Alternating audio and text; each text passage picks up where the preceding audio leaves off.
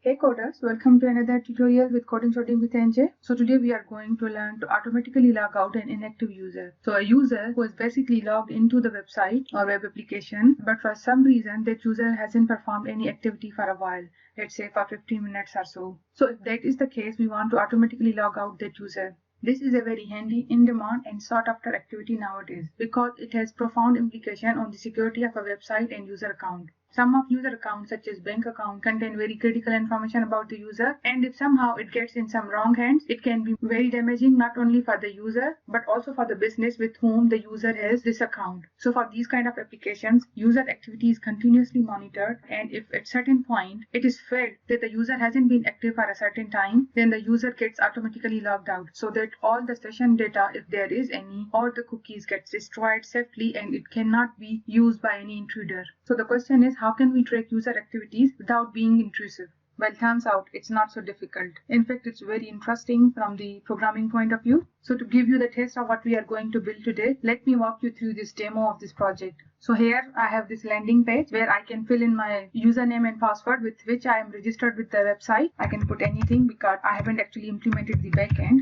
Because for the kind of activity that we are developing, we actually don't need to have a backend. So no matter what I input over here, if I click on the submit button, I will be considered a logged in user and I will be redirected to a page where only a login user can go.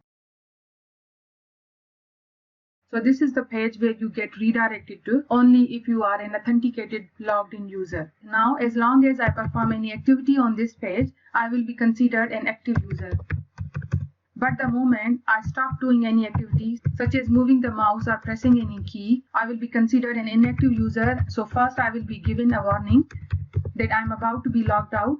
And even after receiving this warning, if I don't perform any activity, I will be automatically logged out.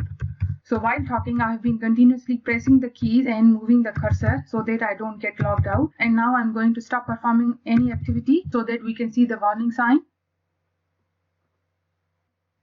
Now you can see I've got a warning sign, you have been inactive for way too long, and I'm sure I'm about to be logged out. So while that warning sign was being displayed, had I performed any activity such as move the cursor or press any key, that warning sign would have disappeared and I would have been again considered an active user. But since I did not perform any activity even after seeing this warning sign, so after a certain time period, after showing this warning sign, I got logged out. Now the time that I put there for being inactive user is just 4 or 5 minutes, so that for the sake of demonstrating you all the phases of this project, but in real world scenarios, obviously the time is going to be maybe 15 to 20 minutes of inactive user, and then probably a minute or two after showing the warning sign you get logged out. So let me log in one more time.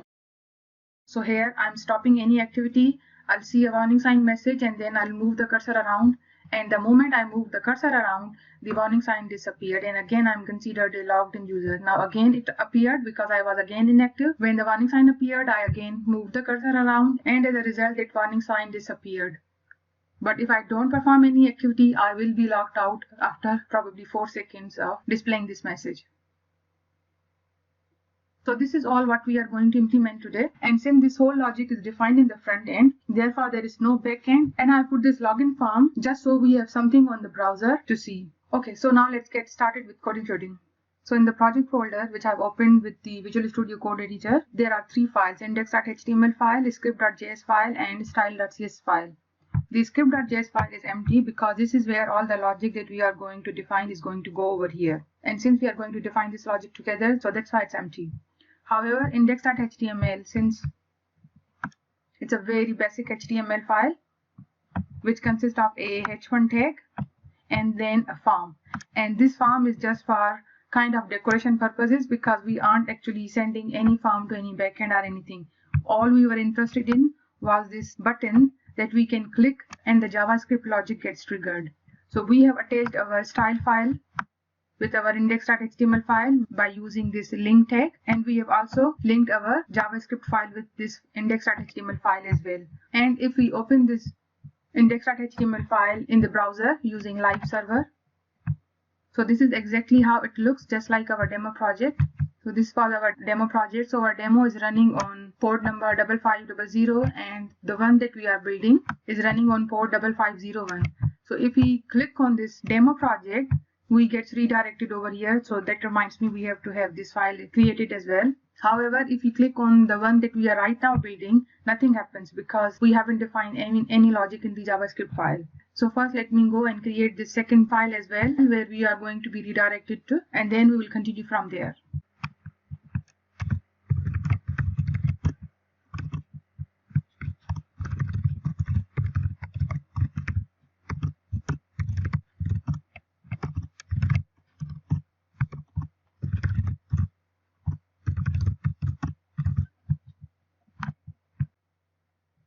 Okay, so I've created this second file where we are going to be redirected once we are logged in. Again, this file has nothing except for this h1 tag and a paragraph tag. So this file is sharing the same style file as well as the JavaScript file with index.html file. So both of these files have same script file and styling file. So all the logic that relates to the index.html file as well as the loguser.html file, the JavaScript logic is defined in one file because it's a very short project. So I've kept the logic in one file, and likewise styling is also for both of these files in the same CSS file. Okay, so now let's get started with our JavaScript file, which is the meat and potato of this project. Before we write any code over here, let me give you an overview of how we are going to tackle this issue. So we are going to attach an event listener with the window. This JavaScript logic should get triggered as soon as any web page is loaded into the browser. So the first thing that should happen is that it should be checked whether it is index.html that has been loaded into the browser or it's logged user.html file. If it's index.html file, that means either the user hasn't yet logged in or the user has already been logged out. However, if it's logged user.html file that is loaded into the browser, that means this is an authenticated logged in user. So from this point onwards, we have to start tracking users' activities. And the way to do that is that we are going to set a timer. So if the user performs any activity before the timer goes off, that means the user is an active user and the timer will be reset again from the point where the user last performed any activity. And this circle will keep going on. That means the timer will keep resetting while the user is performing any activity. However, if the user doesn't perform any activity and the timer goes off, then we will see a warning message on the loguser.html file, which will just inform the user that you have been inactive for a certain period of time and you are about to be logged off. When that message is being displayed to the user, another timer is set. And if the user still doesn't perform any activity and the second timer goes off as well, in that case, the user will be logged off and redirected back to the index.html page. However, after seeing the warning message on the screen, if the user performs any activity, then the second timer is deleted and again the first timer gets restarted. So this is the basic workflow. Now let's talk about what are the activities that we are talking about. So the activities that we are going to track are going to be a click event listener associated with the window element, mouse move event listener, mouse down event listener, and key down event listener. All of these associate with the window element of the DOM. So if any of those events gets triggered, that means the user has performed some kind of activity and we should reset the timer. So that was the whole crux of the logic that we have to implement. So let's get our hands dirty with the code. Since we have to work on the DOM content loaded event listener, which is associated with window,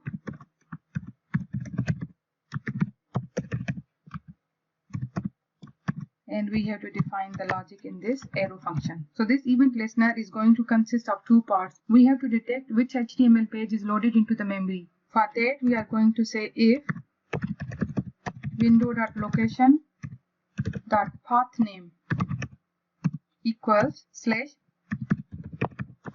/loguser.html. So this path name is going to return us the URL portion which comes after the domain name and before any query parameters, which in our case is loguser.html.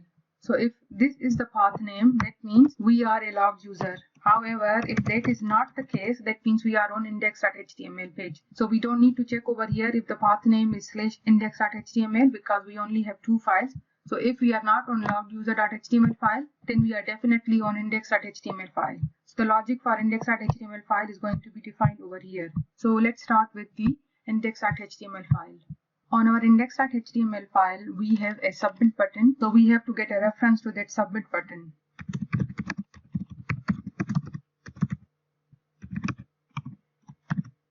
It's an input element and its type is text.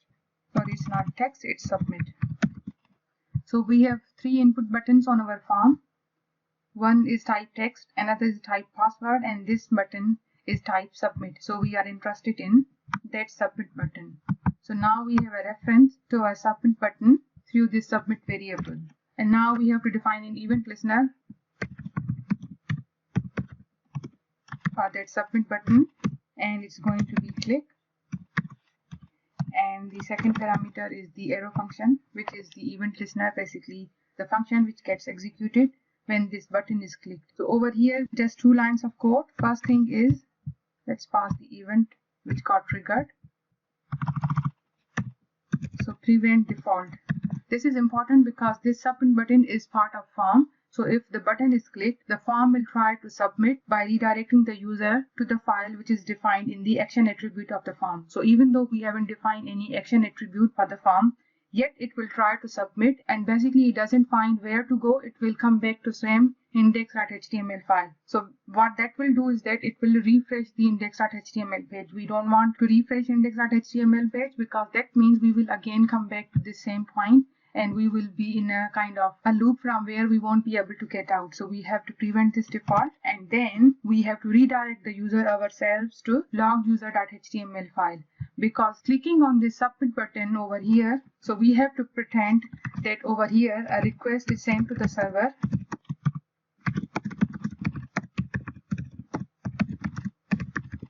With user credentials.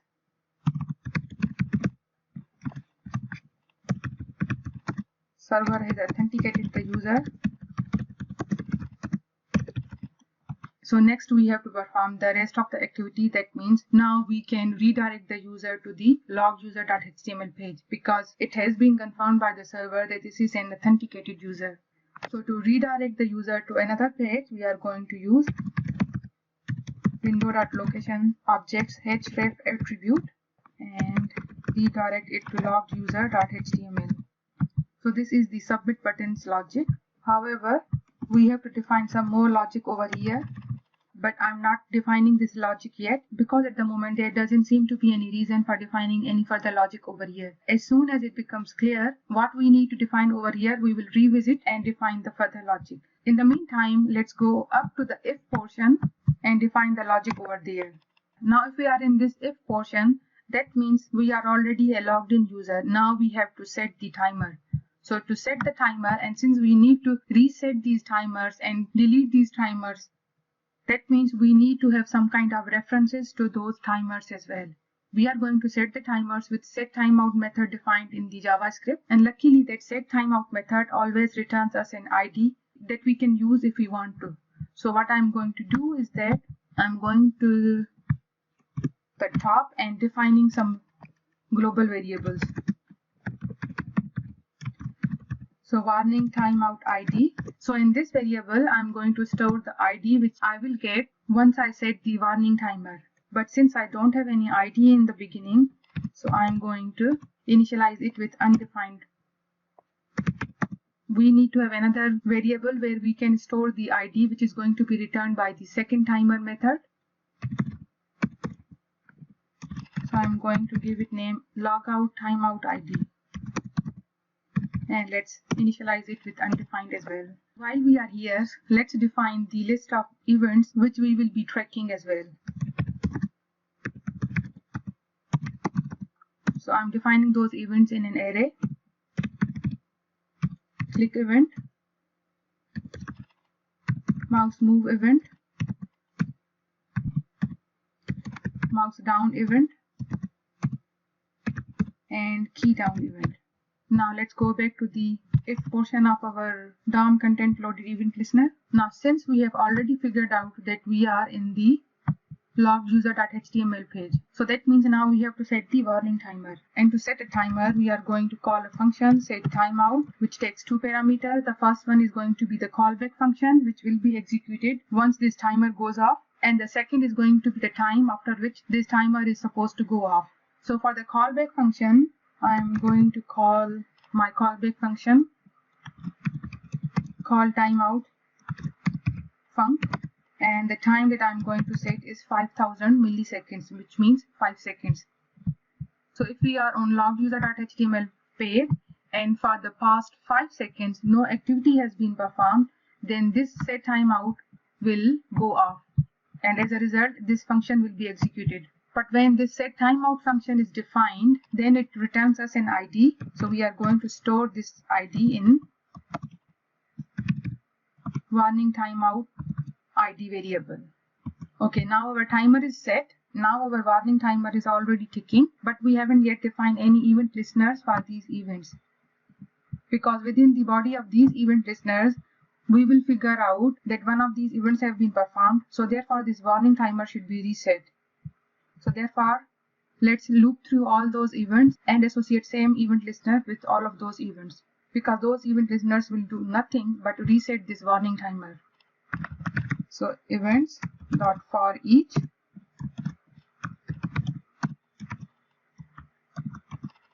and this for each takes an arrow function.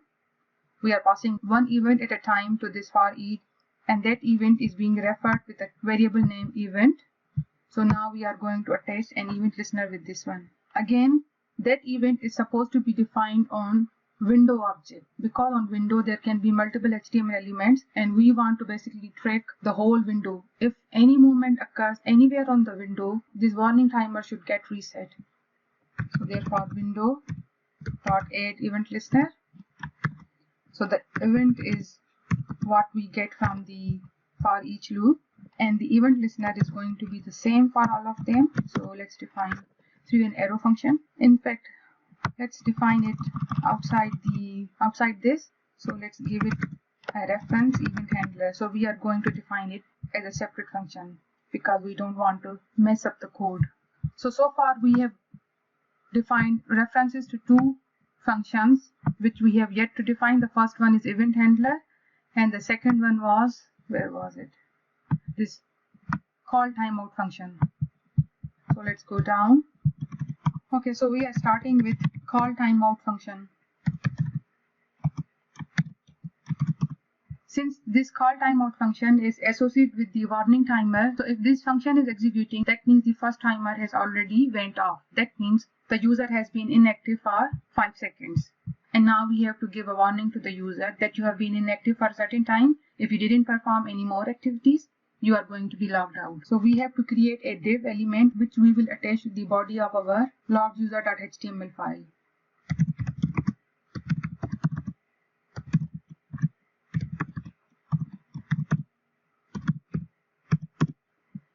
So I'm going to give it a class name warning because I have already defined styling with a div that contains class name warning.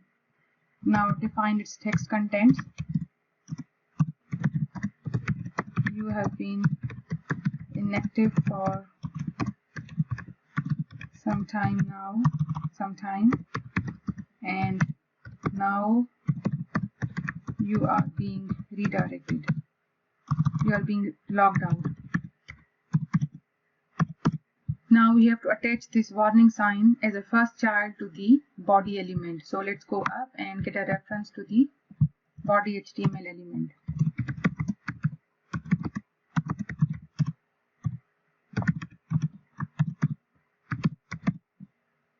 Okay, now let's go back down again. And since we want this to be the first element at the very top, therefore body.prepend. So this is going to append it as the first element of the body. So no matter how many children the body currently contains, this new element is going to be the first child. Now since our first warning timer has already gone off, so that means it has done its job, it doesn't exist anymore. So let's define second timer. If that timer goes off as well, the user will be redirected back to index.html page. So we are going to store the ID of this second timer in the log timeout ID variable and set timeout. The first one is going to be the arrow function or callback function. Since it's a one-liner code, so I'm going to define it as an arrow function, and I'm going to window.location.href index.html, and this timer should get triggered after, let's say, 4 seconds. That's it. So we are setting the second timer once our first timer goes off, not before that. And now this log timeout ID variable contains the ID of the second timeout method. So we are done with the call timeout function. Now let's define the event listeners associated with all the events of the window element. So the name that we have given, it's called event handler. Okay.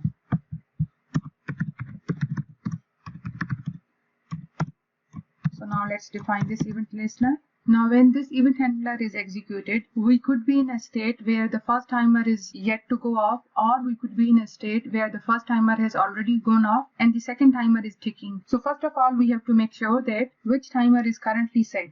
So first of all, we are going to check if the second timer is set. So that means if the logout timeout ID is set, means it's not undefined. So if it's not undefined, that means this timer hasn't gone off yet. So it's still ticking. So in that case, now since the user has already performed an activity, that's why this event handler is being executed. So therefore we have to delete this timer. And to delete this timer, we are going to say clear timeout. And we have to pass out the ID for the timer that we want to clear out, which is logout timeout ID. So this clear timeout is going to delete any timer whose ID we have passed over here. And since we are passing the log timeout ID, that means the second timer is going to be kind of destroyed. So now there doesn't exist any logout timer. This variable's value is reset to undefined again. And now since the second timer has been deleted, so we should make the div disappear as well, the div which is displaying a warning sign. And since we know that div is the first child of the body, so we are going to check if there is any child in the body whose class name contains warning. So if body dot children index 0, so this is going to represent the first child of the body. If that child class list contain a class called warning, so that means the warning div is present. In that case, we simply want to remove that child. So body dot first child element, first element child. So saying body dot first element child or body dot children at index 0 both means the same thing. These are two different ways to point to the first element of a body or any element. So I'm just showing you both ways. So if there does exist first child which contains a class name warning, then remove that child. If it doesn't contain any class name which has a class name warning, then don't remove it. Okay. So these three lines should execute if this log timeout ID is set, means if it's not undefined. However, the portion which comes next should execute in every case, which is now we have to clear out the second timer as well if it's not yet gone off. So we are passing the warning timeout ID to this one. Now this clears out the previously set warning timer. So maybe that timer has already passed 3 seconds out of those 5 seconds, or maybe 4 seconds has passed, or maybe 1 second has passed. So now we have cleared it and we want to reset this timer, because as long as we are on logeduser.html, we should be continuously monitored. Our activity should be continuously tracked to figure out if we are inactive. So we are clearing out the previously set warning timer because the user has performed certain activity, but now we have to reset it for the second cycle. And this will keep on happening as long as the user remains active on this page, or because of the user being inactive, the user gets redirected back to index.html page. So warning timeout ID equals set timeout, call timeout function, and again set it back to 5000. So this is all the logic for the event handler function. Now the only part that remains is, let's go back to DOM content loaded event handler, and in the else section, so this else section means we are on index.html file, and because we are sharing the same script file, that means the user's activities are being monitored on this file as well. However, we don't want that to happen, because if the user is not logged in, so why should we bother about continuously monitoring his activities? Because monitoring the activities and setting and resetting the timers and triggering the events, these all take resources. So why should we use resources when there is no need? So therefore, in the else part, we have to clear out all the timers if in case any of the timers is still set. Clear timeout, and let's pass in warning timeout ID. copy and paste and change the ID. This clear timeout function will do nothing if an invalid ID is provided. So even if these warning timeout IDs are null, it will be considered an invalid ID and nothing will happen. However, if any of those IDs contain some ID, those timers will be deactivated or deleted. Now next we have to remove the event listeners associated with the window as well. So let me copy this, paste, and instead of saying add event listener,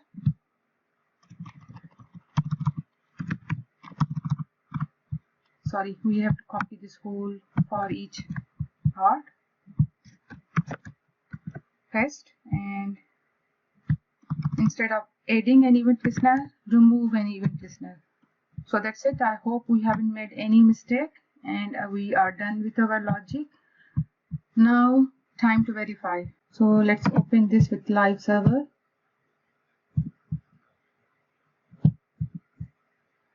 Okay, so there's something wrong because as you can see it's continuously reloading. Okay, I think the issue is over here. I'm supposed to check if this part is equal to this part. Rather than that, I am assigning this. So let me put 2 more equal signs and let's go and give it another try. Okay, let's click on submit and I am on logged user.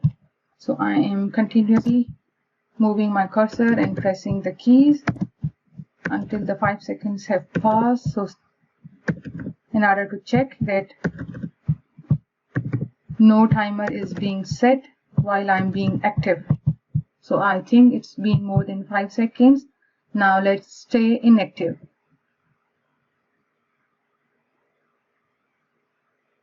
Okay, great. So I did get a warning, but the moment I moved my cursor, the warning disappeared. Let's give it one more try. Good. Now I'm not doing anything. Okay, now let's check for the 3rd time, and this time I won't be moving after getting the warning sign, and see if we get redirected back. Brilliant. We did get redirected back. So that was the end of our tutorial. I hope you liked it. So if you did, please don't forget to like, subscribe, comment, and share. Thank you so much for your appreciation in advance.